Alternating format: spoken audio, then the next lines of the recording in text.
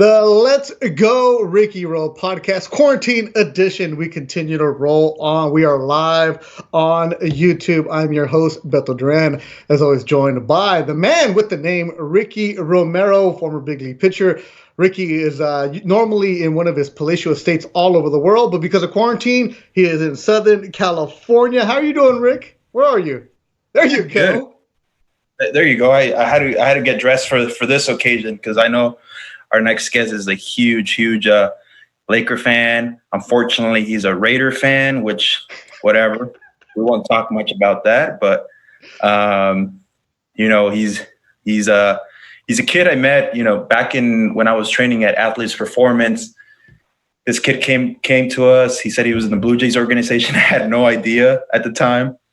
And next thing you know, he blew up to be a sensation, a highlight sensation in Toronto, known as they nicknamed him Superman. And just a special young guy, and I've always admired him and the way he goes about his business.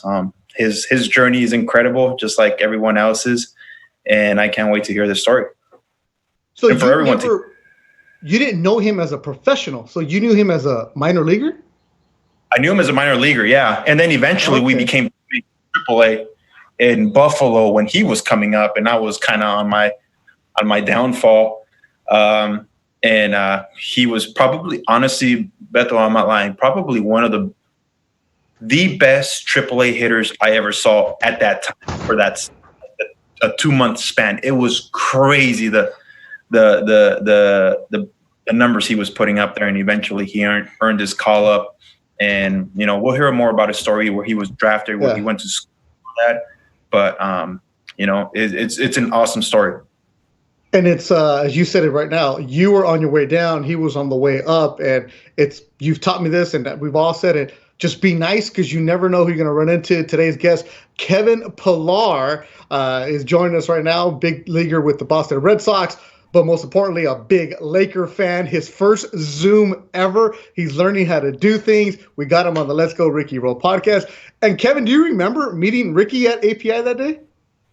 Yeah, of course. API, coincidentally was located, pretty much on the campus of Dominguez Hills. So, as soon as I got drafted, I, got invited to work out there and was kind of immediately greeted by Ricky, and Phil Hughes was there at the time. And these were both established big leaguers. So it was like a dream come true, being able to just, watch these guys work and, kind of just be in the same space as Major League Baseball players. At that time, the Major League seemed so far away, especially coming from Dominguez Hills. It was just, it was crazy cool to just, like I said, watch these guys go about their work.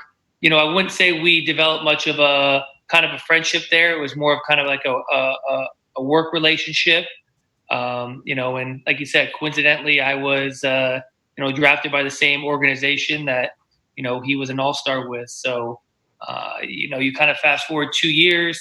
I think it was like 2 years, maybe 2.5 years later, I was in AAA with him, and immediately we kind of started a friendship there, and it's grown, and he became quickly became kind of a mentor of mine. As he kind of mentioned, he was kind of on his downfall, and I was kind of on my uprise, and that was always something I was really grateful for and always admired from him. Someone that kind of had the things he accomplished in his career, being a first overall or a first round draft pick with the Blue Jays, getting to the big leagues, being a Major League All-Star, being an ace of a staff, and him kind of being in his downfall to take the time to form a relationship and mentor a young guy that was about to kind of embark on his journey in the big leagues is something I'm always going to be grateful for, and always will give him credit for me kind of transitioning into what it takes to be a big leaguer, on and off the field. Yeah, and Kevin, so your story is you grew up in Southern California. Obviously, you're rocking the Laker gear behind you. You got the Kobe hat on. Ricky's got his Laker T-shirt on. I've covered the Lakers for a lot of years, and going back and forth and seeing this kind of attitude. You guys had that Southern California bond. You went to Chaminade High in the Valley, the Great 1-8, right? Great 1-8, West Hills. You come out of there, and you go to Cal State Dominguez Hills, and of course, I got my Dominguez Hills back here for you. You know, I got that, making sure that I represent for the Toros. Division How did two, you find that? because it was actually given to me by a guy that was playing there. I pretended to go to school there, so I enrolled. I just never quite went to the classes. So, but I do have parking tickets out at Dominguez Hills. So that's not a place where scouts are coming and saying, "Hey, let's go find somebody here." Ricky went to Fullerton, won the World Series with them. How did you go from that to where you're at right now? Because the attitude must have been different. Well, Kev, before you jump on that Dominguez Hills, when you came out of high school, you had some successful high school years, correct?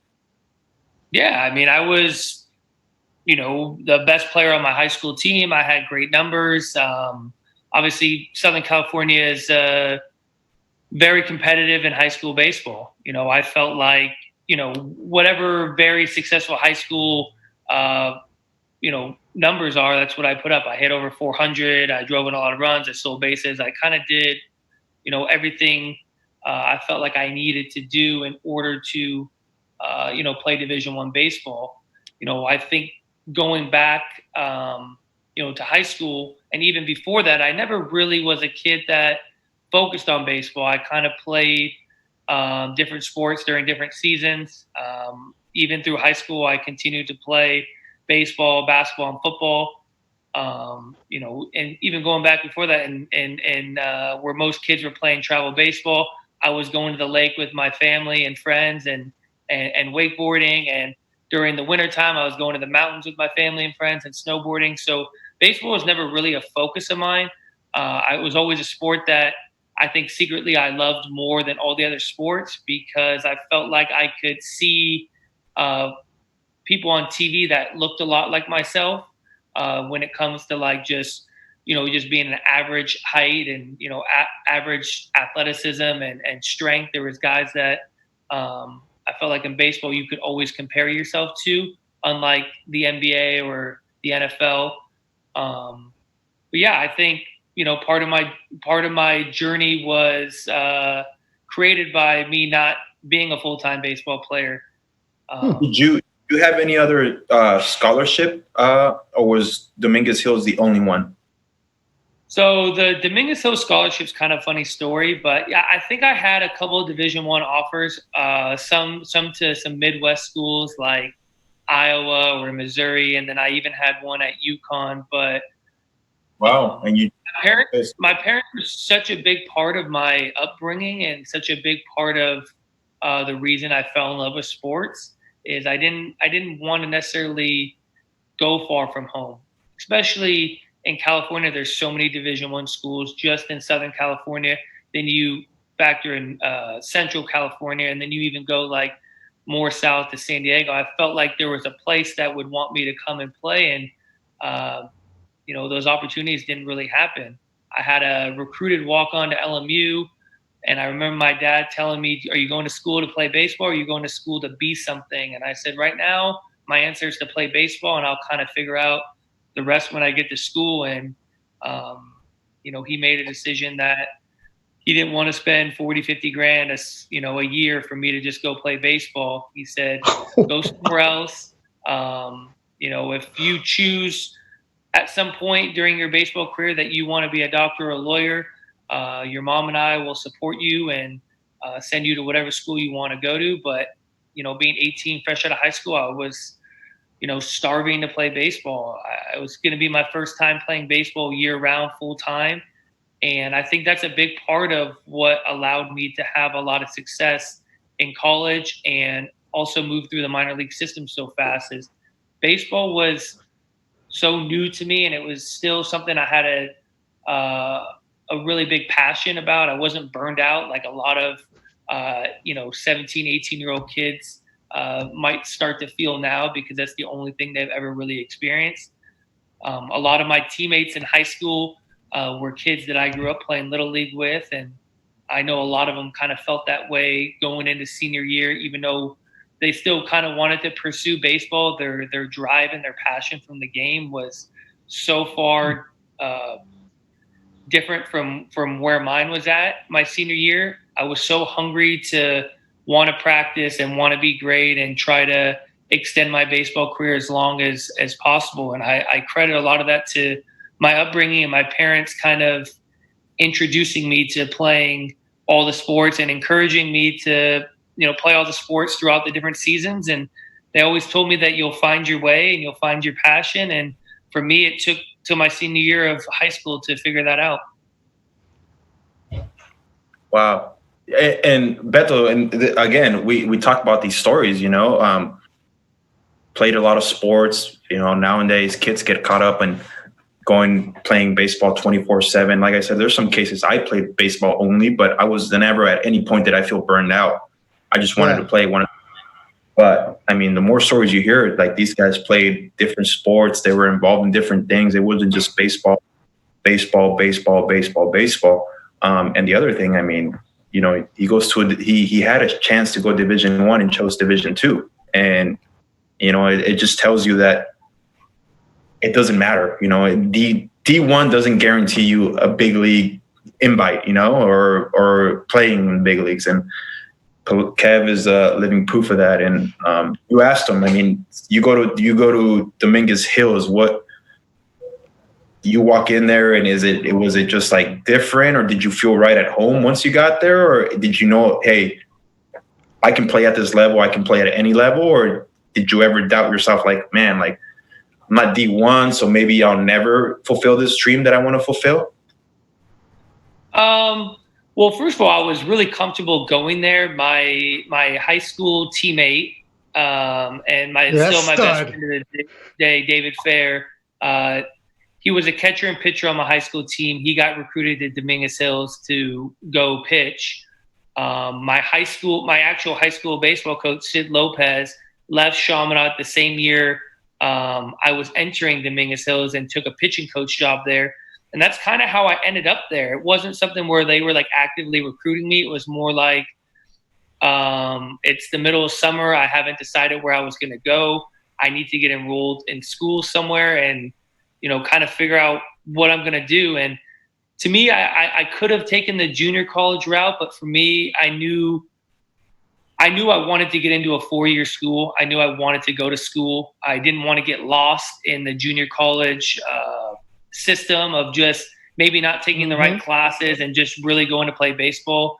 I was a little different at that time. School was kind of number one at that point. It was never about getting to the major leagues. It was about just pursuing my baseball career, continuing to play baseball because I loved doing it. And I knew that, I had talent. I knew that there was still some untapped potential because of my lack of playing it year round. But I really just wanted to get into a 4 years so I could go to school. And if baseball didn't work out, I was going to have a degree to fall back on. And wait, so you weren't thinking major leagues at that time? No. I started to think major leagues. I started to think draft after my freshman year of college. When I got there, it was more about just playing baseball and seeing kind of where life took me. I didn't really have any close friends. I didn't have any siblings that went through the draft process. When my 4 years in high school, the best players out of my high school went to college. Some of them got drafted, but none of them signed. They all went to college. So I didn't have like a role model to follow after. I didn't even know what like getting drafted really meant at that point. I was very naive. I didn't have anyone to like look up to when it came to that stuff. So getting into college was really important to my family, like making sure I got enrolled in a school and had a fallback plan. And going to Dominguez Hills, like I said, was kind of as a favor. Even at that point, I was still kind of like a recruited walk-on, which, I got no scholarship my freshman year. It was kind of a favor. Like my high school coach was really he was kind of like vouching for me, like, hey, he's a really good player. He's really athletic. Like he'll fit in on this team right away. I went down to Dominguez. Didn't even know where Dominguez Hills was, to be honest with you. And I know it's not that far from where I grew up, but it's the other side of the world, man. Yeah, I never heard of it. I was like, okay, yeah, we'll go take a trip to Carson. I'm like, where the heck's Carson? We get in the car, and obviously Southern California traffic, it was like an hour and a half, 2 hours to get down there, and I felt like I was going to a different world. But getting there, I met the coach and, fell in love with him. Murphy Sua was the head coach there at the time, and he was just, a really genuine man and said all the right things and sold me on the opportunity to go there and told me that I could come in as a freshman and have an opportunity to play. And obviously I'd have to earn that. And I embraced that and, didn't fear the competition or didn't even really care about who was there before me playing my position. I trusted in my ability and I decided to sign there and go there and play. And, the one thing he told me and my family was, I could use Dominguez as kind of a stepping stone if better opportunities kind of, came about throughout my career, that he would give me his blessing and I could move on from there and maybe have an opportunity to go play at one of my dream schools, which kind of was USC and UCLA, kind of being from Southern California. And, I got in there and, I knew right away that, I belonged, that I could compete with these guys and I knew that I was going to ultimately earn a starting position in center field because I trusted in myself. And, I knew that really early on. And I think going there with my high school coach and also my best friend from high school allowed me to be comfortable right away. Yeah, and let me give the people the background. So if you're listening in Canada or wherever you're at, you're like, all right, what school are you talking to? Why are you guys rambling about a Division II school? Because it kind of gives you the background of who it is. Because this podcast, we're not talking about like, oh, how are the Red Sox going to do or the Giants going to do? No, it's who are you? Because this says a lot about you, Kevin, where you were a kid who wanted to go to college to go to college. And if you're going to play baseball, great.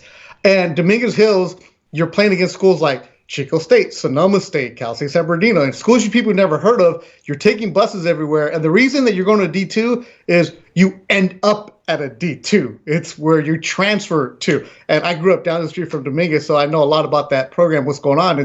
It's you got to be a grinder. And the epitome of what you are is you got to be self-made. And that's why Ricky's really raved about you over the years, and where you had a 54-game hitting streak at Dominguez Hills, right? Like you made yourself. The funny thing is the Division II motto is I choose D2, and it couldn't be any further from the truth because no one really chooses to go to D2. It's kind of a fallback plan on a fallback plan, and you kind of just end up there. So I think it's kind of funny that they sell you on this idea that I choose D2 because no one in their right mind would do that. And when you're talking about kind of having that grinder mentality, like,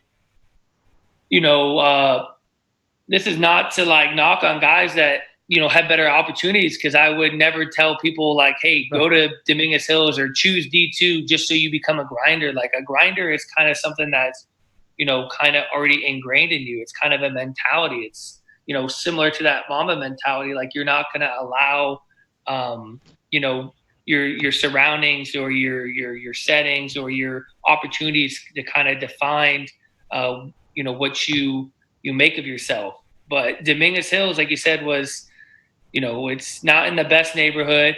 The baseball field's not in the best shape. We didn't have a locker room. I would go to class and I would go to the parking lot and I'd use my truck as basically a locker room. You change in the parking lot, or you'd use the bathrooms nearby. We didn't have, anything glamorous like that. There was a lot of times we would get like group text messages from our coach at 6 a.m. and we'd have to come early to campus to put the tarp on the field to try to salvage a day or two of practice. You'd also get that same message after class to get your butt down to the field to pull this tarp off in between classes. I learned how to chalk the lines for games at Hills. Just so you know, we had to do as I got older was, hey, your job is going to be to chalk the first base line and the third base line. In between double headers, we were also fixing home plate, doing the mound. We didn't have a grounds crew. Like, that's just, that's all I knew. I mean, in some ways, high school was more glamorous than going to college because, at least we had, a little bit of a staff, or your coaches kind of took a little bit more responsibility of doing that stuff. They didn't trust high school kids to chalk the line or do home plate. You have younger high school coaches, maybe interns at the time that are trying to, get started in high school baseball, and they're kind of left with those responsibilities. You get to college, and there's obviously a lot more rules. It's a lot harder to get, like unpaid college coaches to do that sort of stuff, especially at a D2. So a lot of that responsibility fell on the players. Like he says, it's a grinder. It's a grind. You become a grinder, and it's something that you're just born with. And I mean, I consider myself a grinder too. From going to East LA, I was just presented with the opportunity to be able to go to Cal State Fullerton. But we still at Fullerton. It's still not the University of Texas, or you're still pulling the tarp. Doing the field. You have a grounds crew that drags the field, but we had to do the mound. We had to do home plate. It's a Cal State. Right. I mean, your budget's limited, and you're not UCLA, you're not USC. You don't have these fancy locker rooms and stuff like that. I'm sure now it's grown a little bit, but regardless, I mean, so you go there, and 54 game hitting streak, a record that still stands. I mean, shit, man. Like, has it ever? It's gonna be. You need one of those. Yeah, I'd love to get one of those in the major leagues where it really counts. But like you said, I mean, Beto, you mentioned that you don't really choose to go to a place like Dominguez Hills, or you don't choose to go to Division II. You're not going to be, fortunate enough to get the same opportunities when it comes to people seeing you play. You're never going to play on TV. You're not going to play in super regionals. You're not going to play in regionals. You're not playing other big Division I schools where scouts, are pretty much glued to the seats to try to find the next great college athlete to be drafted. But I was fortunate that I did play with some pretty good players at Dominguez Hills. My freshman year, a couple guys that actually got drafted, Matt Hobbs, Cody Puckett. Neither of them made it to the big leagues, but both did get drafted, and both were really successful Division II baseball players. So they kind of set the foundation for me for scouts to actually come out to games. We weren't getting 10 to 20 to 30 scouts a game, but we were getting, 1 or 2 or 3. So, I was getting eyes on me as a freshman a little bit because of those guys. But, like you said, you had to kind of create your own opportunities to stand out. And, obviously my intentions weren't to go out there and hit in 54 straight games. I think as an athlete, as a baseball player, as a competitor, we're trying to be successful every single day we step on the field. And every time I step to the plate, my goal is to get a hit. So it was something that kind of just happened organically. Like one game led to 2, 2 led to 3, 3 was at 20, and didn't really realize I had this nice streak going. Once again, but you didn't know? Once again, it's Dominguez Hills. It's not like we have the luxury of, a scoreboard or statisticians giving us printouts every single day of like what's going on, But as I started to reach kind of different milestones, whether it was the school record or a conference record, and obviously as I got closer to the national record, it started to gain some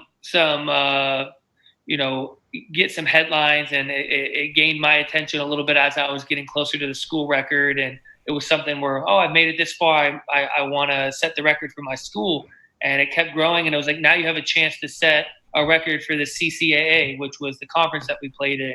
And as it was getting in the upper 40s, I think the record was 49 at the time for Division II. And that's when it started to really get some headlines nationally. I would see it on ESPN once in a while. And it was, I don't even know if they spelled Dominguez Hills right on there, but to me it was cool. It was like I was finally like kind of living out a dream. I saw my name on ESPN, and I don't even know if they had a picture of me. It might have just been like a graphic, but,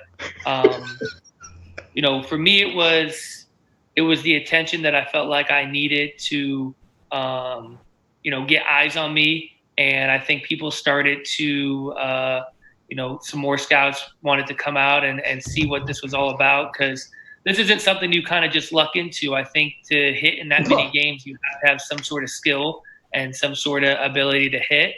And I think people wanted to come see that for themselves. And what did you get? Did you get like a plaque, an award, certificate? What'd you get? I got nothing. I got memory. I got a couple balls in my case over here. I'll have to look. And we talk about this. Come on, Ricky Rowe podcast. This is another thing we talk about, and we talk to the guys who came to our camp, to the baseball camp, to the Ricky Romero baseball camp at Garfield High. You just never know who's watching, no matter where you're at. No matter. It doesn't matter if you're it doesn't matter if you're at a D2, a D3. If they're there to see one guy, but another guy opens its eyes to the scouts, then they're going to keep coming. They're going to keep coming. And you can't never take a day you're on the field for granted. I feel like, you just never know. That would be like, that's the message that I want to send to the youth athletes, the eighth graders, the guys in high school, the ones that, feel like they have limited opportunities in life is, my thought process was going to Dominguez Hills. And I even took this same thought process, after I got drafted, being a 32nd round draft pick, going to short season, playing with guys that were like 3-4 years younger than me, maybe even more than that. Really not getting a chance to play every day right away. But I always said, if I have a jersey on and I got a field to play on, that I got an opportunity to, open people's eyes or change their opinion or stand out. And it doesn't necessarily mean I have to go out there and get 4 hits. It means, how am I carrying myself on and off the field? How am I running down the line when I just hit a ground ball for the 3rd or 4th time in a game? I'm 0 for 3 or 0 for 4, and I've now grounded out 4 or 5 times. Am I still busting my ass down the line? Am I the first one out of the dugout to take my position? Am I high-fiving my teammates when they're having success? There's so many little things that, can be viewed as a positive or allow you to stand out without actually putting up the numbers on the field. And I would never want to send the message that numbers aren't important and not being successful between the lines, aren't going to eventually open the door to you. But there's a lot of other ways on any particular day to allow yourself to stand out when you might not have 3 or 4 hits that day. That's awesome. That's a good message to share for everyone that's listening. I mean, that's what you want out of a good teammate and somebody that cares. And, it could be an 0 for day, but if you can make it up on defense, it goes a long way. And people always ask me, like, why are you willing to like sacrifice your body or lay out in the 9th inning, your team's down by 9 runs or you're up by 9 runs? And there's a couple answers to that. One is that pitcher has a job to do, and his ERA, it still matters whether you're up by 9 or down by 9. Like, those are still his runs. Those are still his whip. These are still his numbers. And that's part of being a good teammate is, you want to help your pitcher out on the mound. You want them to be successful. You want them to have confidence in you. And you never know when you're going to need these guys. Just because they're pitching, mop-up innings in a major league game doesn't mean that they're not going to factor into important innings later down the road. So you want them to remain confident. The other part of it is kind of like what I mentioned too. I was a kid that never saw a clear path to the major leagues. It was always like a pipe dream. It was always a fantasy world. And like I said, I got these goosebumps just seeing my name on ESPN. So imagine how I feel still to this day when I watch myself on top 10 plays. Like, you never know when you're going to get these opportunities. So I play and it's cliche as it sounds, I play every inning and every out like it's my last one, because I really don't know when it's going to end. And I know, Ricky, you could probably speak on this better than I can. I'm still kind of in the middle of my career, and someone that experienced, so many great things like you did, pitching in an all-star game, being an all-star, being an ace. I believe you won 20 games in the big leagues. Close. I should have, but 19. 15, yeah. But I mean, you signed a long-term contract, you've made money, but you just really never know when your career is going to be over. You don't know if it's going to be, something mental, something physical. The game kind of just passes you by. There's so many different reasons now. And, the game that I'm playing now is just constantly trying to get younger and younger, and they're always trying to replace you. And, you kind of fall in that middle class bracket, which is obviously a very important thing to winning teams. But if you don't find yourself on a winning team, a middle-class player doesn't really have a place in Major League Baseball anymore. They feel like they can just replace you with someone younger and cheaper. And the sad reality is not all teams are trying to win anymore. You got to be very fortunate. And, I try to stay, as present as possible in what's going on and just really trying to enjoy the moment and never really I don't see the end happening here soon, but you just never know. And, with everything that's going on right now, don't even know if there's going to be a season or not.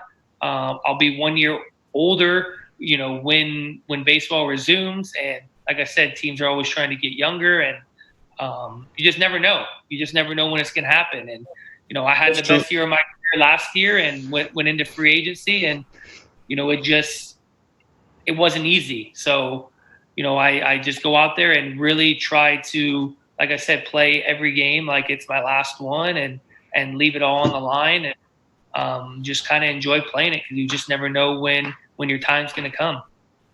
Yeah, and it's true. I mean, I can attest to that. I mean, I think that's why every time I walked into a clubhouse, into a big league clubhouse, I was always in awe of seeing my jersey hanging from a locker. Whether I was at home, on the road, I always wanted to be there first, or be one of the first ones there, just because I wanted to sit in that locker room and I wanted to take it all in. I'd walk out to a big league stadium, even in Toronto, even being there after a couple years, like I still look around and I'm like, wow, this is where I get to do my work. I'm doing it at the grandest of stages, and this is so cool, and never took it for granted, because like Kev said, it can end quick, and it did for me. I mean, 4+ years went by fast in the big leagues, and yeah, you just enjoy every moment. But Kev, how did the Toronto Blue Jays come calling your name? I mean, you were a 32nd rounder, signed for $1,000, right? $1,000, Yeah. Beto. $1,000? After That's pre-tax. That's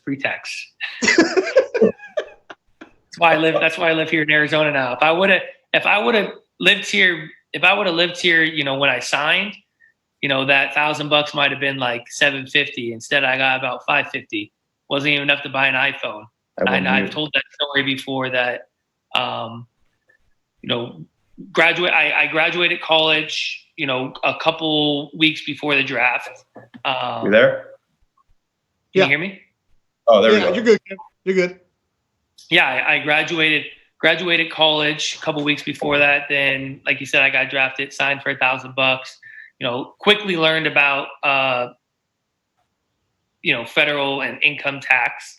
That $1,000 became about $550. Didn't have enough to buy an iPhone, so my parents generously gave me some money to buy an iPhone before I was shipped off to Bluefield. But how I heard my name called, I remember going to some pre-draft workouts with some teams. I think I'm having a little audio issues. No, I can't hear Kevin. All right. Well, you keep going, Kevin. We're going to reconnect with Ricky. So keep telling the story. Okay. I'm going to actually go back a little bit, because we talked a little bit about my 54-game hit streak and how I thought I was going to get drafted as a junior. And, you hit in 54 straight games. You're an All-American, Division II All-American. You're one of the best players in Division II. And, I go off to play summer ball. In my mind, I'm going there to basically stay in shape, use it as like, a continuation of my college season, play with the wood bat for a little bit. The draft's 2 or 3 weeks into the wood bat season in the Northwoods League, and I'm going to get the heck out of there, and I'm going to go play professional baseball. And, day one of the draft comes. I know that I'm not a first or second round draft pick, but day two, which is like the third round to like maybe like the mid 20s, I'm like, I'm definitely going to get drafted in that region. Look at what I've been able to accomplish in my career. At that point, I'm a 3-time All-American in Division II. I set a 54 game or a hit streak with 54 games. I won a college Gold Glove. I'm just racking up all these accolades.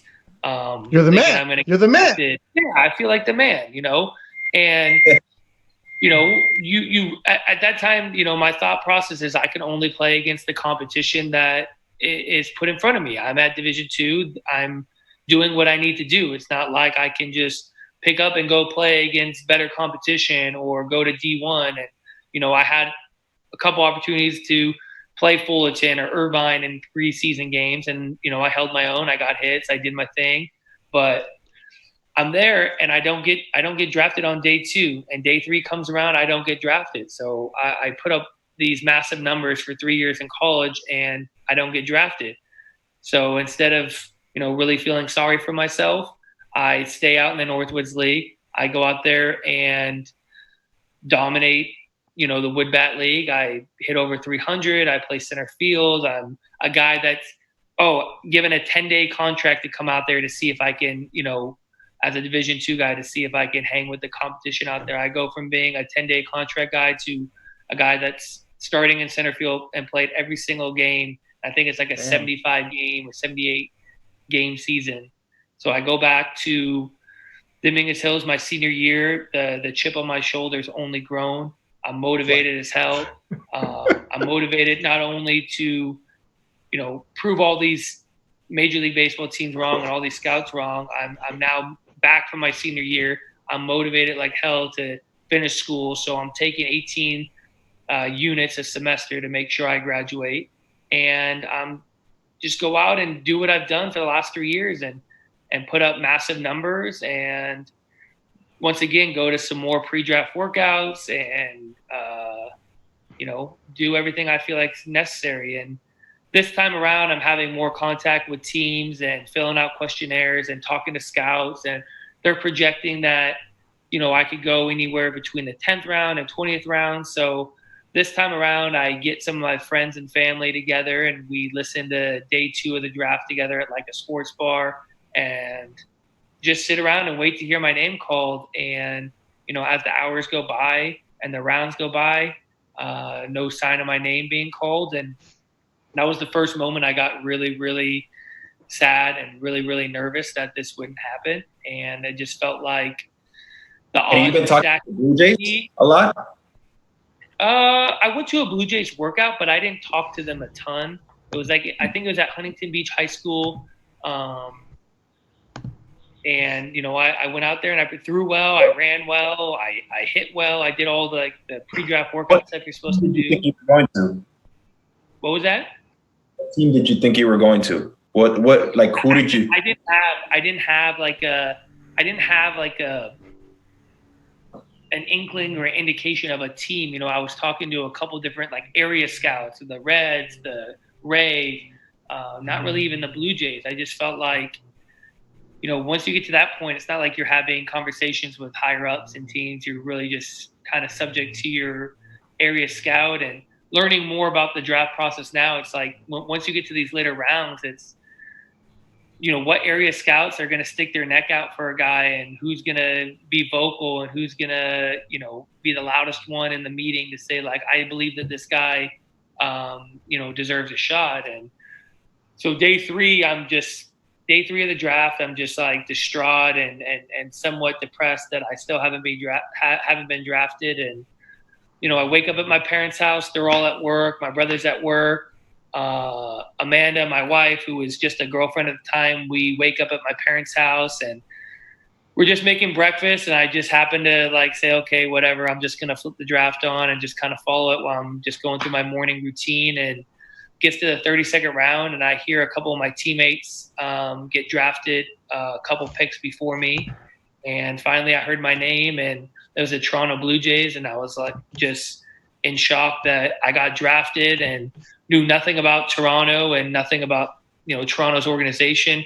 Growing up in, Los Angeles, like you don't see the Blue Jays play on TV, don't even realize it's a different country. You don't kind of learn about Canada and Toronto, the history and the geography of them in school in America. It's like, but to me, it was an opportunity, and I was like, damn, like couldn't be any further from home. And I was still at that point so naive that there was so many levels that you had to go through in order to actually get to Toronto or even get close to getting Toronto. I was like, damn, like a couple years from now, I'll be playing in Toronto. And it was like, okay, I need to start to like learn about Toronto history and the Blue Jays history. And, I get a phone call from, I think it was my area scout who called me and just was like, hey, congratulations. You got drafted by the Blue Jays. We're going to offer you $1,000. And I was like, how about 2? And he's like, how about 1? And I was like, okay, deal.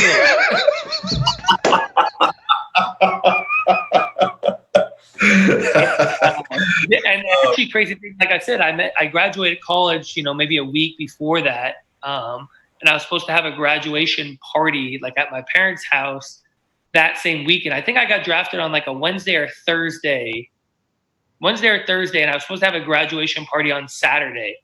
And they were very adamant on me being in Florida for Sunday morning physical. So that means I had to leave Saturday. So I was like, hey, I graduated college. Like trying to give them the sympathy story. Like, hey, I graduated college. I'm supposed to have my friends and family over to like celebrate my graduation. Do you think I could fly out Sunday and be there Monday? They're like, no, you need to be here Sunday. So I had to call my friends and family and have them come Friday. And I was on a plane, Saturday with no idea what the heck I was getting into.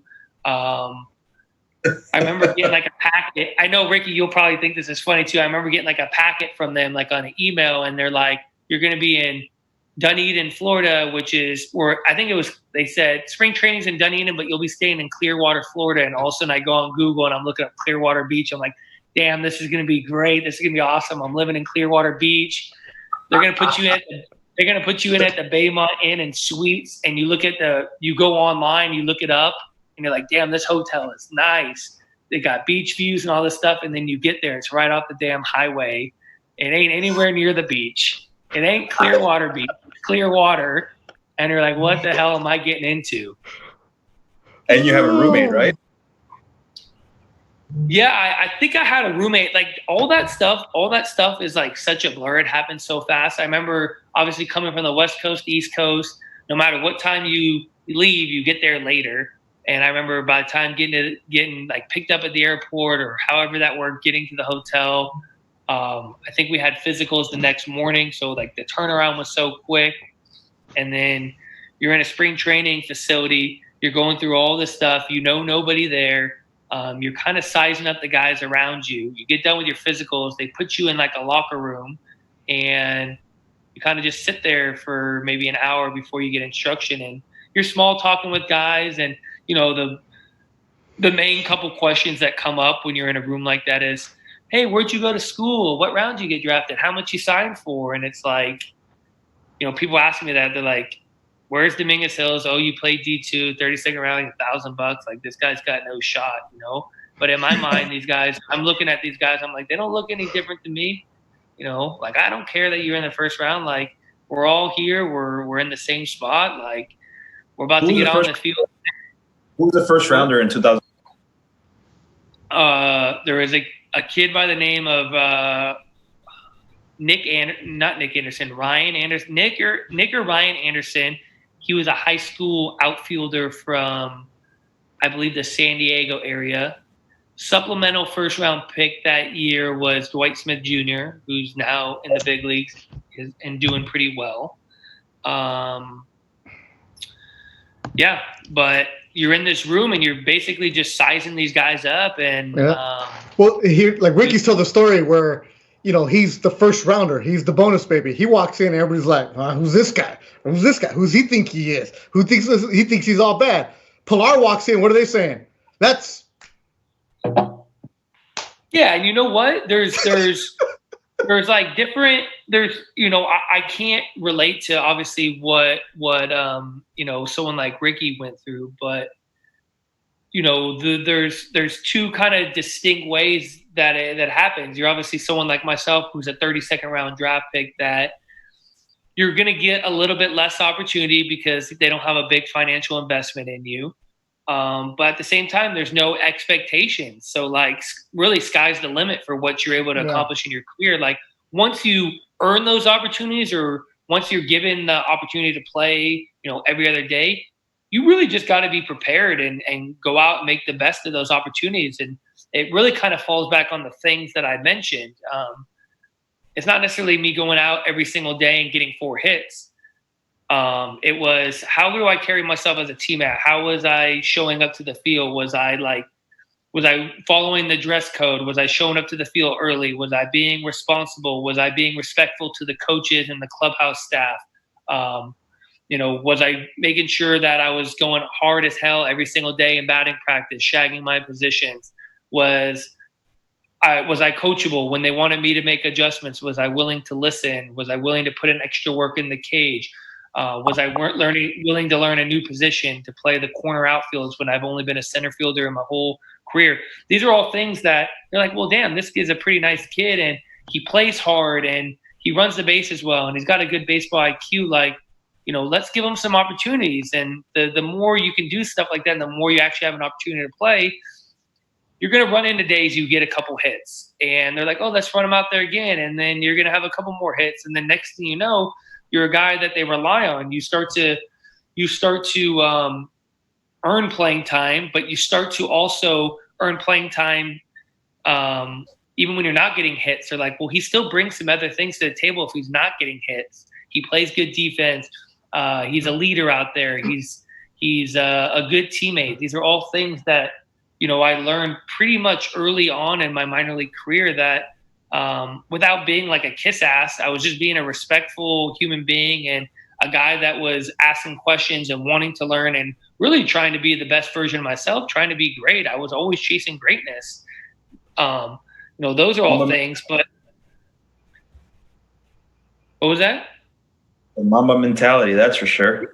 Mamba mentality for sure. But, like I said, but then there's also guys like Ricky where, you are what they consider the bonus baby. You come in with huge expectations and it's almost impossible to, reach the expectations that, unfairly are put on you when you are a first round draft pick, because the gap from whether you're the best player in high school and you're drafted in the first round or even, if you're a first round draft pick out of college, the gap from high school and college to minor league baseball is huge. You're now playing with everyone's best. You're basically like playing an all-star game every single day. So like those expectations are somewhat unfair. And even despite your career being a little bit shorter than you anticipated or they anticipated and all the great things you were able to accomplish in your careers, there's still no way that you could ever live up to those unfair expectations they put on you. So in some way, I kind of use that underdog mentality as motivation. It's like they had no expectations for me. There was no limits or, anything put on me. It was like really just go out there and be myself and play. And even when I got called up, it was still like surreal, I think, not only for myself, but for them. They're like, why are we calling this kid up who was drafted in the 32nd round only 2 years after being drafted? That's what I wanted to ask you. And Beto, at every level, when you read up on him and when I played with him in AAA, every level he raked. He came up to, and you remember those months in Buffalo when you came up, and it was just a laser show. Boom, boom, everywhere. Power, speed, playing the shit out of defense. And I'm like, holy shit, this is one of the greatest AAA players I've ever played with. Like, hands down, like it came easy. And then in 13 is when you made your debut? Yeah, 13. Tell us about that moment when you get called in, because obviously you might be smelling it, expecting it at that point, but tell us at that moment that Marty Brown was the manager, right? Yeah, Marty Brown was still the manager at that time. Yeah. Calls you into that office. Do you kind of sense it, or are you like, am I in trouble, or did I do something? What was that moment? What was it like? And were we in Buffalo or were we on the road? We were at home, and I didn't get the call into the office. I actually got a. So let's backtrack a little bit. Like you said, I when I got to AAA, I started the year. So this would have been my second. This would have been my second full season in minor leagues. I started the year in New Hampshire. I just came off of my first full season where I played half a year in low A. Ended up being the league MVP, only playing a half a season there. Went to high A around the All-Star break. Pretty much continued where I, left off in low A. Hit 330, helped our team get to the playoffs. Actually got an opportunity to play with Aaron Sebia for the first time there. He was down rehabbing at the time. So then the next year I don't repeat high A. I go to double A. So this is my second full season. I'm in double A. At this moment, I'm still kind of naive to the reality of how close I am to the big leagues. I'm just a man on a mission. I'm starting to put myself, on the map a little bit.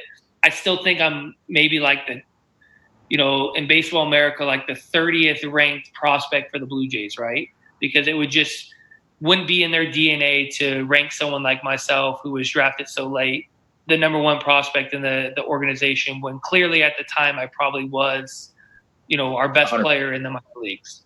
So I go to double A and I just continue to hit.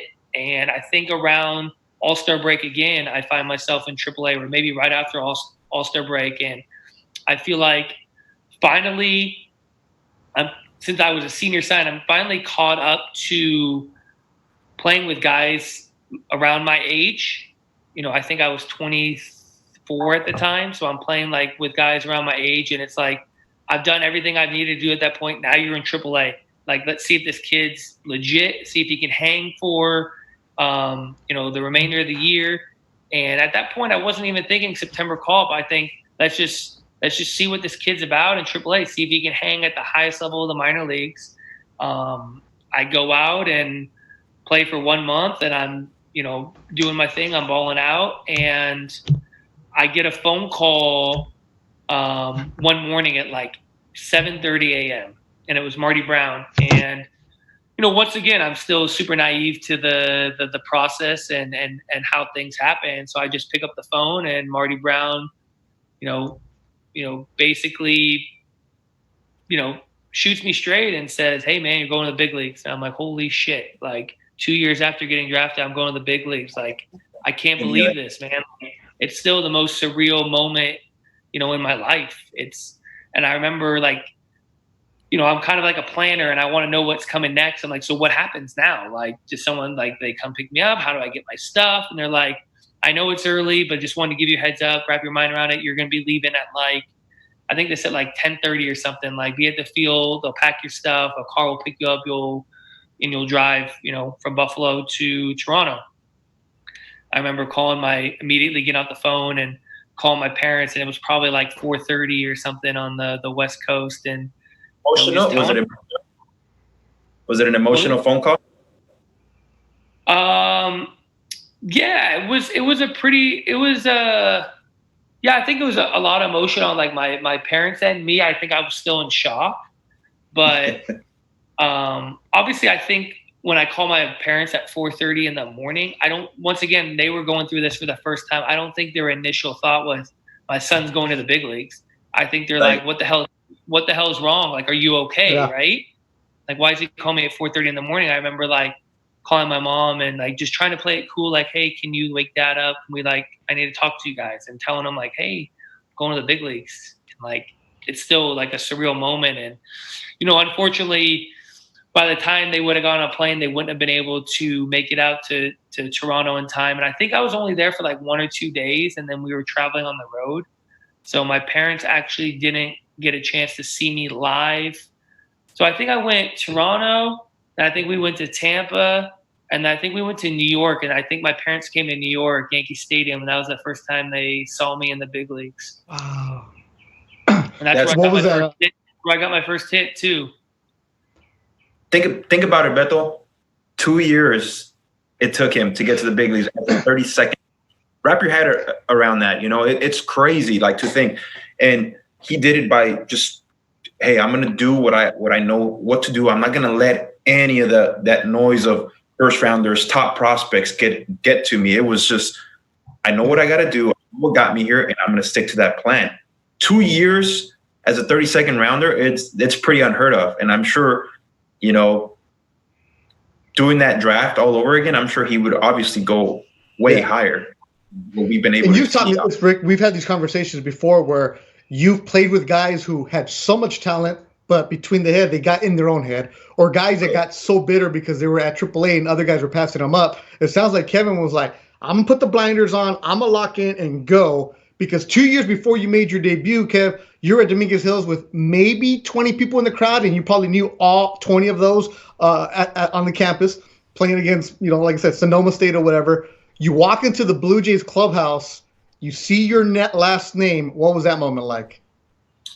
Yeah, it was a you know, it's a moment you'll never forget.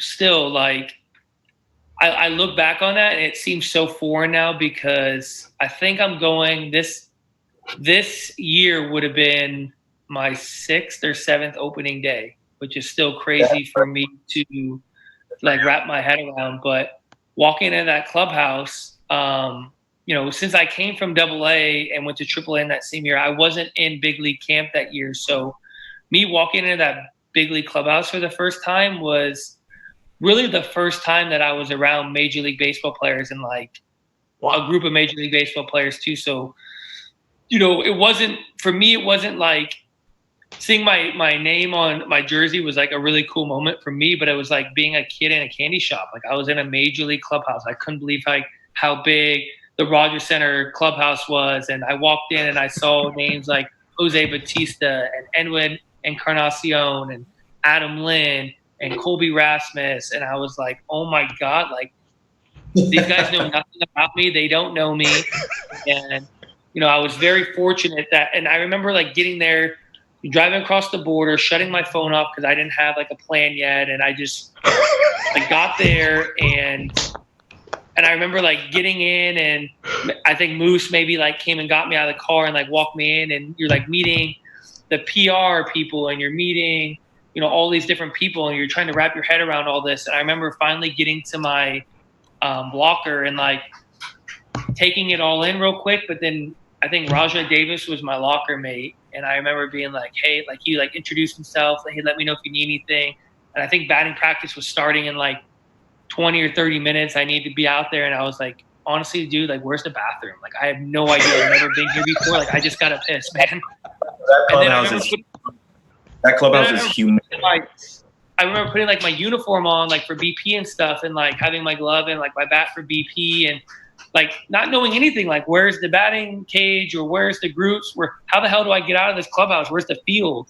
So I remember just like standing there waiting for someone to walk by and be like, and I think the whole team was out there at the point because they were getting ready for stretch. I got there a little bit later and waiting for like a clubhouse guy or a staff member to be like, hey, this is the way you go.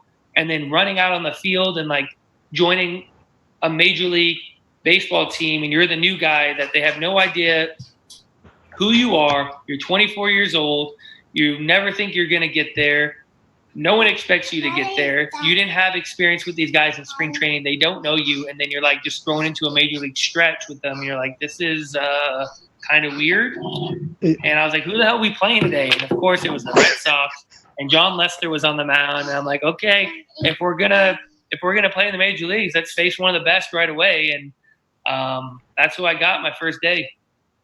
Yeah, Erasmo Ramirez, the former big league pitcher who played at Northridge, says, I still tell the story. He made his debut in Toronto also. He says, they always ask me, I say, the freshest, cleanest, whitest jerseys I've ever seen.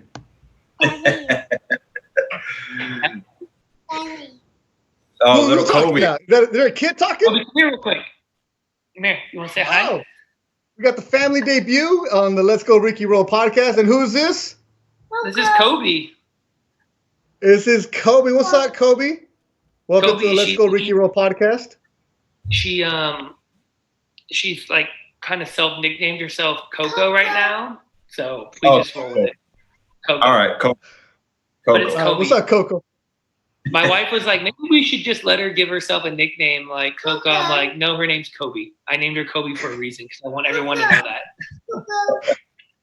No, that's pretty awesome though, Beto. Like I said, I mean, there's no feeling like it when you walk into that clubhouse, especially the Toronto Blue Jay clubhouse. You hear veteran guys talking about how that's the best clubhouse they've ever been.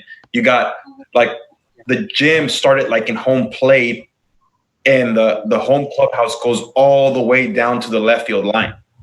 Oh, that's wow. How that clubhouse is. So I could see how Kev was completely lost there on his first day, and it was I remember being kind of the same way. I mean, obviously I broke with the team, but still, you walk in there and you're like, okay, where do I go? I think I walked the wrong way so many times. Like my first week there, it's humongous. It's from like cold tubs, hot tubs. There's no more like little whirlpools. Now you're like in a huge like jacuzzi room. You know, you can fit like 5 guys in a whole tub. You know, and you're not just waiting for one guy to be done. It's like you have this whole wet room that's crazy. The sauna. I mean, everything's there, and it's pretty surreal. And yeah, I mean, it's one of those things where it's, like I said, it's a dream come true. And I mean, for Kev, like I said, that his story has been incredible. Cool, first major league hit, Kev, against who? When did you feel like, when did you finally feel, comfortable there? Not just like in the space, but with yourself and like with your teammates. I think for me, it was halfway through spring training. When they told me, hey, if you don't bear down here, we're gonna send you down. We're gonna give you one more start. And then I started dominating. I started feeling more like myself, more like I could be part of this team. And when I got called in, saying that I made the team, you could see the team was so happy for me. And like they like took me in right away, and they were like, all right, you belong here, man. Like this is real. And I think that's the moment where I was like, all right. So I had a little bit of a chance to for you, it's different. You know, you get thrown right straight into the fire. Nobody knows who you are.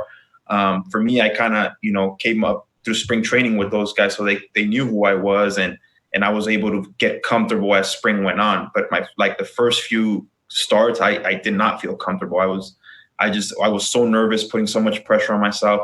I had just gotten put on the 40-man roster, and I was like, man, I have a chance to make the team. Don't blow it.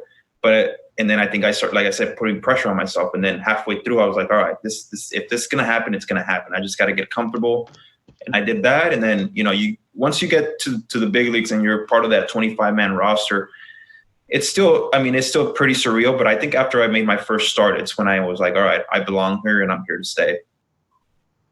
Yeah, I feel like in some way now, the younger players, and obviously I've been doing this for a while now, and even the casual fan knows so much about the business side of baseball now. And I feel like for me, being naive about that stuff was, part of the reason which allowed me to excel so much is I didn't think about if I had options, or you're supposed to spend this much time in the minor leagues, you're supposed to do X, Y, and Z, or, all the different things that come along in the business side of baseball. Like those things, I was so naive to that stuff where, I think the kids now understand like, oh my God, if I don't spend, they know every little detail about the business. And it's not a bad thing because you kind of want to be in control of your career and understand that stuff. But the naive attitude that I took, I think helped me. Guys will tell you if I don't spend 10 days in the minor leagues, I won't have this option, or I do have this option, or if I do this, I have this. And I'm like, just go play. Just go play. Like at the end of the day, I know it's hard to like keep that thought process and that mentality because, in some way we are controlled like pawns in the scheme of things. But, my dad, even from a young age, always told me cream rises to the top. If you just go out there and perform, and you don't get an opportunity, just keep performing. whether it's going to be with your team or another team or this year or next year, like you're going to get an opportunity to do it if you just keep performing and you keep being a good teammate and you keep being a guy that's accountable. The opportunities are going to take care of itself. Kevin, I wanted to ask you this. Now we fast forward a little bit. Obviously, your time in Toronto was freaking awesome. You highlight reel every night. It seemed like we saw you on SportsCenter Top 10 making an incredible catch. You grew up a Dodger fan. You get traded to the San Francisco Giants. I remember you flying into Dodger Stadium to play against the Los Angeles Dodgers. For me, I told you I spent a spring training with the San Francisco Giants. When you see that jersey hanging in your locker, are you just like, holy shit? I never made it to the big leagues with the Giants, but obviously you were making your debut with the Giants at Dodger Stadium. What was that like? And my second question is, now you're with the Boston Red Sox. You go watch a Celtics game. Would you ever wear a Celtics jersey?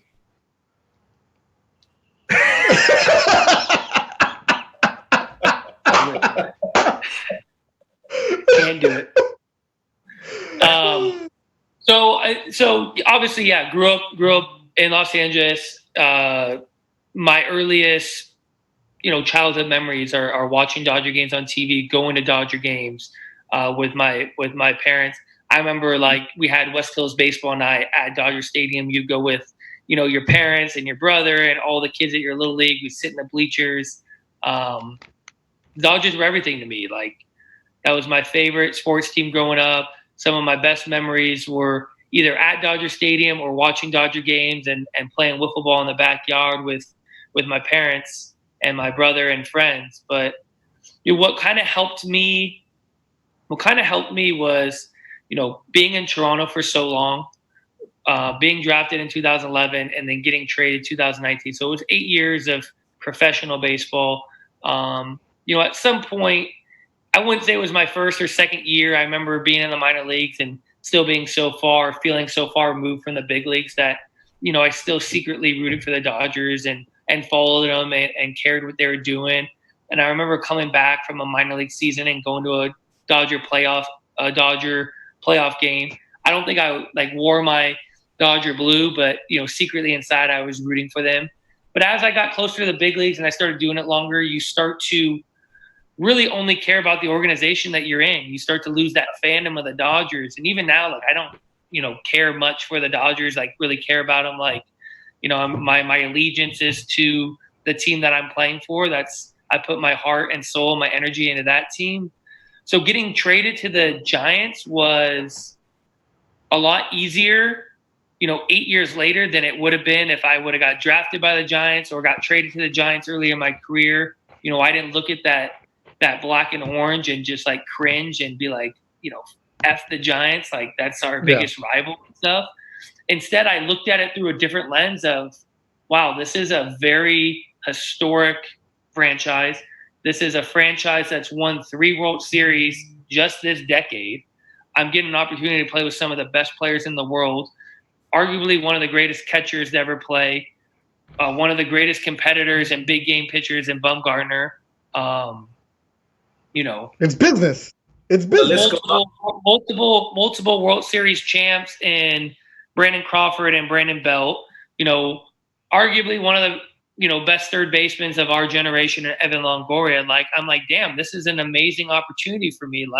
Is devastated and sad and as emotional as I was to leave Toronto, and never in my wildest imaginations thought I would be the guy to get traded 4 days in the year after, being drafted and bred and brought up with that organization and had, team success and also some individual success and, just really embracing that community. That community was a big part of, my upbringing of coming into Toronto as a 24-year-old boy and leaving as a 30-year-old man. So much happened for me there. I got married. I, lived in Toronto more than I lived anywhere else, as a newlywed with my wife. We started a family there. I raised my kid, pretty much a year of my life there. I was like I said, I had, foundations, and it was part of a lot of that, stuff in the community there. That was, in some weird way, Toronto became more of home for me than the house that I bought in Thousand Oaks, or even going to my parents' house. Like, Toronto was home for me. That was my safe and comfort zone, and something I look forward to every single year. And then all of a sudden, in one phone call, in one moment, that's just all taken away from you. And all the things I mentioned about San Francisco didn't happen immediately and didn't happen overnight. It took some time for me to, try to see the glass half full. But the one saving grace with all that was I was still playing baseball. I still had an opportunity to play. I was still in the big leagues. And baseball kind of was just kind of my safe space through all that, all the emotions and all the devastation I went through of getting traded. I still realized I had a job to do. I still realized that I was going to have 4 at-bats. I had 9 innings to play defense. And, in some weird way, not initially, but as I started to see, a new opportunity, I think it bred some new life into me. I felt like I almost felt like that, 21-year-old kid who got drafted. I felt like I had to reprove myself. I was playing on a team in a different division in the National League on the West Coast, that I went in there with the idea that they had no idea who Kevin Pillar was, that I was a guy that played in Toronto, that they probably never seen play before. I maybe played against them maybe twice in an interleague game, a whole career. But that was the attitude. I went in there like, who the hell is this new guy? Almost that same feeling like I had when I got drafted, that I had to reprove myself to all these guys. And it was kind of a humbling and rewarding and refreshing moment when I would put my uniform on for the first time at Dodger Stadium, which was like the craziest thing ever. When I got traded, I looked up like, where are the Giants at? Where am I going? Where am I going to meet the team? And sure enough, Dodger Stadium. Like, holy hell! Like, this is coming full circle. This is like the most amazing thing ever. Like, this is gonna be my first time playing in Dodger Stadium. It kind of sucks I'm wearing a Giants uniform doing it, but at this point in my career, I don't care. I'm gonna get a chance to play in Dodger Stadium for my first time. This is like a surreal moment. And were any of your family members wearing Giants gear, or were some of them like? No, they did. They immediately, and that's the nice thing too, is like, I don't think we could take the fandom completely out of us, because we have so many great memories of growing up being Dodger fans and all that stuff. But once again, my family and my really close friends were kind of all in this crazy journey with me. So they became, diehard Blue Jay fans. They lived and died with the success of the Toronto Blue Jays. So in some ways, they were obviously a Kevin Pillar fan more than they were a fan of anything else. So as much as it stung a lot of my close friends and family that still live in LA to put that hat on or to wear that Kevin Pillar Giants uniform, they knew that they were doing it for the right reasons. And I don't want to get into some of the other stuff with what, the Dodgers and Time Warner did to a lot of people in Southern California, upset them a little bit with having the games blacked out. So in some way that kind of helped, where, some Dodger fans are a little bit upset with not being able to watch their local team. I didn't even play in the big leagues with the Giants, and my dad still wears a Giants hat. Is he one of those? Is he one of those angry old Dodger fans because he can't watch the game on TV? No, he's not angry. No. He's just like just a Ricky Romero fan. I think he was at the time, like, because I went and threw for the Dodgers and they didn't sign me, and the Giants ended up signing me, and he was like, Did the Dodgers have are you talking about when you were coming back? Coming back, yeah. I was gonna say, did the Dodgers have an opportunity to draft you? Did they have a pick before they drafted you at the draft? Oh no, I think they had a really late pick when I was drafted. It was like you said, it was when Toronto drafted me. I was like, oh no, like. What number was that? 5, 8, 6? 6. Yeah. And that was a Longoria, Tulowitzki? Chulo. Tulo was the pick after me. It's an incredible draft class if you look back at it.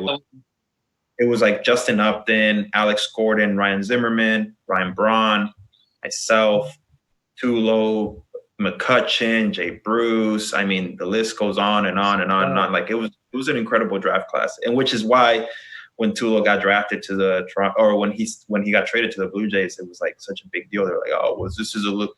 You know, this could have been in 2005 if we didn't take Ricky, you know. As we start wrapping up, Kev, I know you got Kobe waiting for you on the side, and you got the baby also. Before we have a couple quick questions you always ask people about advice and all that other stuff. But before we get to that, your Laker fandom, how strong is it? I know you'll never root for or go to Celtics jersey or anything like that, but where and how and why Kobe? Well, I grew up a huge Laker fan. My dad was a huge Laker fan, and I remember going to sleep in my room, maybe as early as 5 or 6, and popping in the back-to-back VCR video in my VCR in my room, and just watching the Lakers back-to-back run. It was like this VHS my dad had given me, and he talked about the Showtime Lakers, and I wanted to know all about them. And that's really kind of where my fandom, started. And then obviously early 90s, we had some great players, and, you get this young guy, Kobe Bryant, coming to the league and teaming up with Shaq. And, that's the crazy thing about sports. And I think that's what people are missing is, you become a part of something bigger than yourself, and you feel a part of a team, you feel a part of a city, you feel part of a community. And when the Lakers were able to win in 2000, led by Kobe and Shaq, like in some way I felt like I won.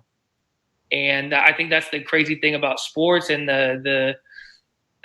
what we're all missing right now is, being part of something that's bigger than ourselves, and having something to cheer for, have something to root for, have something to celebrate, have something to be upset about, have something to be, pissed off about when your favorite player or your favorite team loses, and I just remember, just being in awe of his talent. But like the more we got to know Kobe as an athlete and as a person, and the whole idea of a Mamba mentality, and even more so now, I feel like more stories are kind of surfacing about, just his crazy work ethic, and, and you kind of think about, the way he died and the reason he was doing what he was doing. It was all about him trying to maximize his time so that he could, utilize every part of his day to try to get himself better.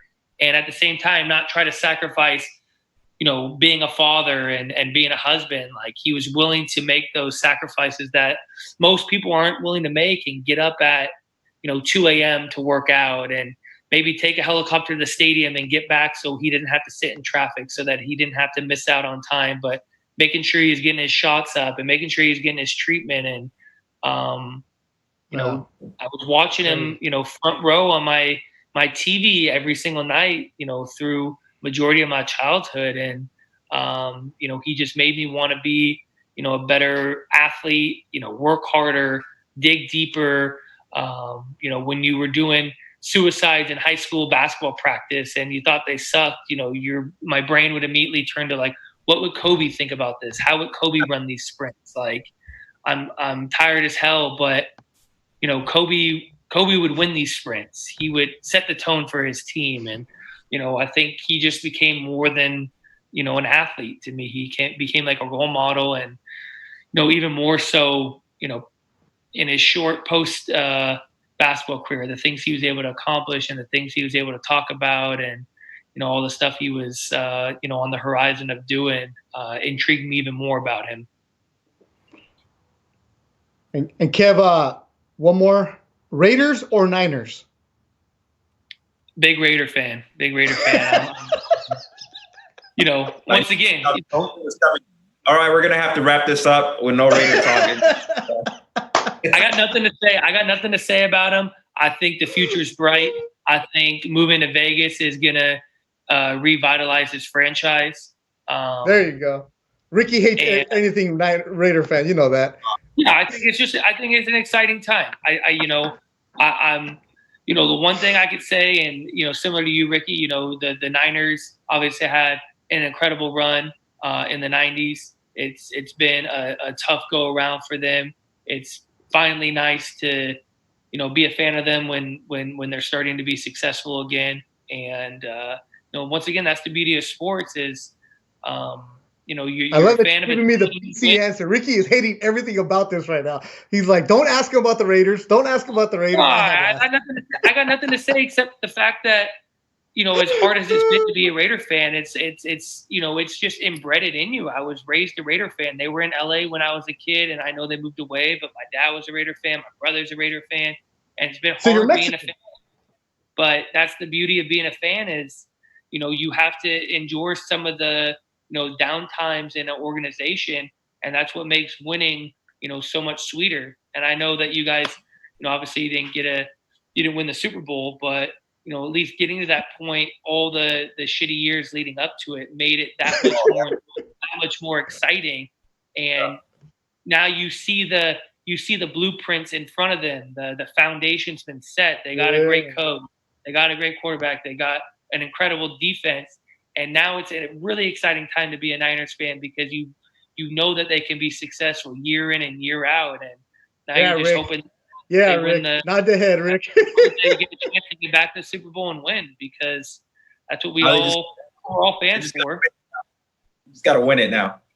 Yeah. And that's kind of been the and I think we're spoiled being Laker fans is, they've only been, not very successful for a couple years when there's, organizations out there that this playoffs, 10, 20 years in a row. But, finally we were seeing the Lakers come back and they were going to go to the playoffs. They were going to be the number one seed and, arguably the favorite to win the West, and everything happens and, everything's on hold, and the anticipation of, is there going to be a season? Are the Lakers going to get back to, the top? Or are they going to, get back and winning NBA finals and regain, their glory is, something I'm, just following closely. I hope the NBA season starts soon, and I hope that the Lakers, raise a trophy at the end of the year and, make it worth it. We can agree on that. That's for sure. There you go. So Lakers, Raiders, Dodgers for Kevin Pillar as a kid. The way we end this is usually, I feel like we've always gotten the, I've never really thought of that. What kind of message? I think Ricky's cutting out a little bit. Kevin, do you hear him? A little bit. Okay, all right. One more time. We end the show with asking what would you tell 18-year-old Kevin Pillar? What's the message that you would tell 18-year-old Pillar, being everything that you've been through now? What would you tell 18-year-old Pillar? Stay the course. Stay yourself. Be yourself. I think Ricky, you could kind of attest to this. I know you pretty well. Baseball is a very humbling game. The big leagues tends to change a lot of people. It changes, will flip your world upside down. But I think the thing that I'm most proud of is, I've been able to be myself, stay grounded, stay humble, not allow, fame and success to, change me. I'm still down to earth. I still got my same, group of friends from elementary school and high school. And, I don't see myself or view myself any differently. So I would just remind my 18-year-old self to not let, money or fame or success change you, even though that it hasn't. But I think it's a good message for young guys to just, it's okay to be yourself. It's okay to be an individual. It's okay to enjoy your success. And then, when you make money, have nice things, but don't allow that to define you. The best way to be defined is, the way your peers and your friends speak about you. And the fact that I think we're doing this together and on the show, speaks, wonders about, both of us and what we've been able to accomplish. And like I mentioned, I'm always going to have the utmost respect for you because, Thanks. when we met in AAA, obviously being a first round draft pick, being a major league all-star, someone that was making more money than I'd ever seen in my entire life in AAA. You were just so down to earth. You were so approachable. You were such a big help to me and preparing me for what it was going to be like to get to the big leagues. You didn't make excuses for yourself when, really, we found out years later there was physical stuff that was going on with you that kind of led to some of the mental stuff you had when it came to throwing. You didn't make excuses. You worked your ass off in the weight room. You worked your ass off in the training room. You could have been an asshole to a lot of people there. You could have been an asshole to the organization and said, I don't need to be in AAA. I should be in the big leagues. You took every day with, strides, and you just tried to make everyone around you better. And I'll always respect you for that. And, Thanks, man. I'd do anything for you, if, hopefully we get back to life as we once knew it and life is normal. And, I'd love to come out and, help you out at your camp next year. Hell yeah, man. That would be sick, man. That's awesome. I really kind words. It means a lot, and like I said, I mean, it's one thing that was installed in me early on, just to be a good person more than anything, fame, money, all that stuff comes and goes. But, being a good person and what your peers say about you, I mean, it's for me, it's what matters. And for you to be able to say that, I mean, I truly appreciate it. And, we can't thank you enough for taking the time to come on this podcast and be able to do this. We wish we would have done it live, in person, in the hotel room like we've been doing it, but this works. I think people are kind of, checking in, and whether they listen to it on YouTube Live, they can, or they can listen to it later on the podcast, on iTunes, on Spotify. I mean, the message that you have is incredible and inspiring to me, and hopefully it inspires many other kids around the area that, you don't need all the accolades in high school to be this big leaguer, or, you're going on like you say, your 7th year in the big leagues. All that stuff doesn't matter. When you get to put on a uniform, like you said, and you have an opportunity to get better and not make excuses. And you have never made one. You've always just, been to yourself, and like you said, what to do, and we'll be always rooting for you. Hopefully you continue to have another 10 more years in the big leagues, and we'll be here rooting you on. That's for sure. Appreciate you guys. Should do this again soon. We definitely will, Kevin. We'll do it in person. Thanks to everybody who watched us on YouTube Live. Erasmo Ramirez, head coach of Secrets from High. Ruben Torres, head coach at Garfield High, where we had the Ricky Romero camp. And all the parents who are watching this, our good friend John Beltran. And I think this is something that people can take out of it. And look, we're not being preachy about it, but at the end of the day, I have a lot of respect for both of you for the fact that you guys made it to where you're at, and the ability to come back and give some of these stories to people. I told you, Ken, this wasn't going to be, hey, how are you going to do this year? How is it playing in the AL East? Forget the baseball talk. The realness, I think, really came out today, and I can't say thank you enough to you, Kevin Pillar. Now, I know you got to go take care of Kobe, you got to go take care of Pal, your kids, and you got to get ready for what will be a season. And whatever team you're playing on, when you come on the Ricky Roll podcast, just know that everybody listening, all the fans, we are all Kevin Pillar fans after this interview. Thank you, Kevin. Thanks to everybody involved with Pro Angle Media who took care of us, put us on there. You can listen to on iTunes, Spotify, and you can go back and watch it on YouTube. Just go to Beto Duran on YouTube. So for Kevin Pillar and Ricky Romero, thanks a lot for listening to the Let's Go Ricky Roll podcast. See you guys.